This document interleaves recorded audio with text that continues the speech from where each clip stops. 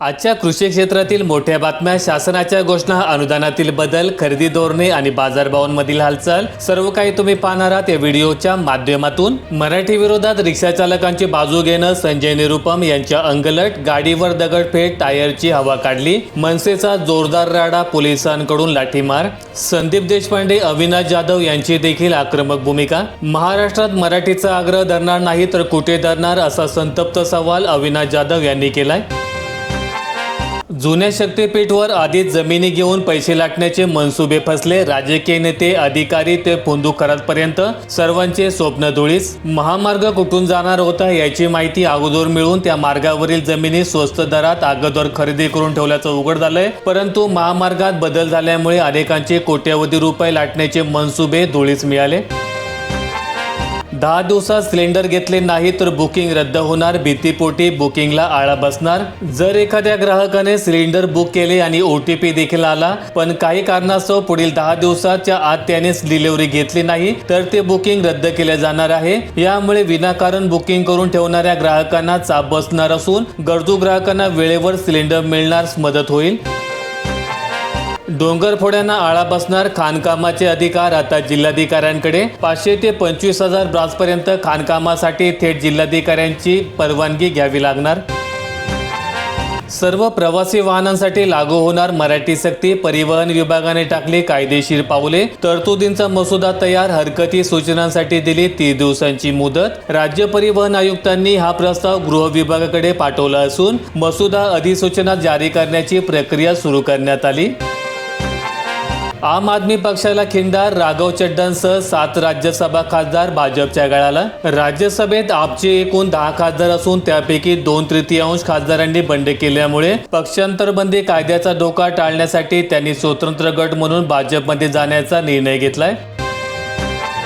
नांदेड जिल्ह्यात अतिवृष्टीग्रस्त शेतकऱ्यांच्या खात्यात विम्याची रक्कम, जिल्ह्यामध्ये 4.5 लाख लाभार्थी। खरीप हंगाम 2025-26 मध्ये अतिवृष्टीमुळे नुकसान झालेल्या सोयाबीन, उडीद, मूग उत्पादकांना उत्पादन आधारित नुकसान भरपाई अंतर्गत 813 कोटींचा पीक विमा परतावा मंजूर झालाय। हा परतावा शेतकऱ्यांच्या खात्यात जमा होत असल्याची माहिती कृषी विभागाच्या सूत्रांनी दिली।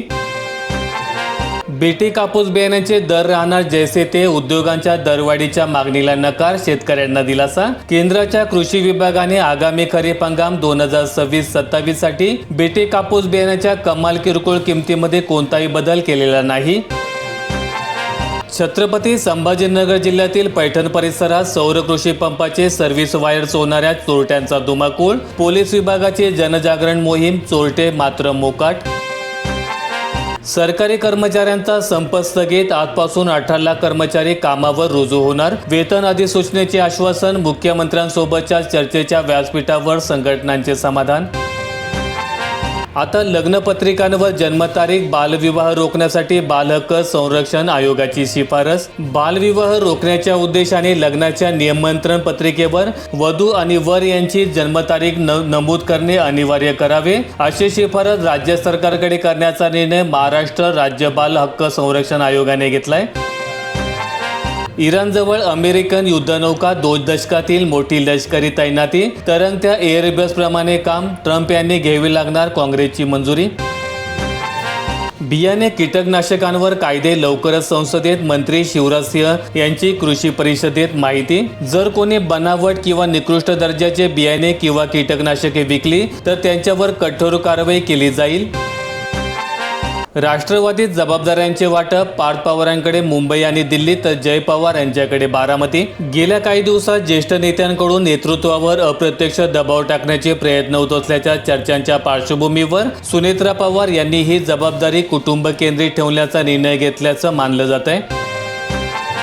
तेलाच्या दरवाढीनंतर आता घसरण, 3 मागे 400 रुपयांची उसळी, 100 ते 150 रुपयांची घट। तणावापूर्वी 130 ते 135 रुपये प्रति किलो मिळणारे सोयाबीन तेल थेट 176 रुपयांपर्यंत गेले होते। आता त्यात 10 रुपयांची घट होऊन ते 165 ते 166 रुपये प्रति किलो दराने बाजारात उपलब्ध आहे।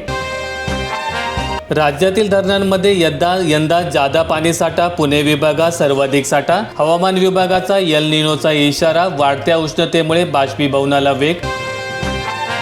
एसटीचे NCMC कार्ड आता थेट ज्येष्ठांच्या हातात, परिवहन मंत्री प्रताप सरनाईक यांचे आदेश. सवलतीच्या दरात प्रवास करण्यासाठी आवश्यक असणाऱ्या NCMC कार्डची नोंदणी आता राज्याच्या प्रत्येक तालुक्यातील ज्येष्ठ नागरिक संघाच्या कार्यालयात करण्याचे आदेश परिवहन मंत्री प्रताप सरनाईक यांनी दिलेत.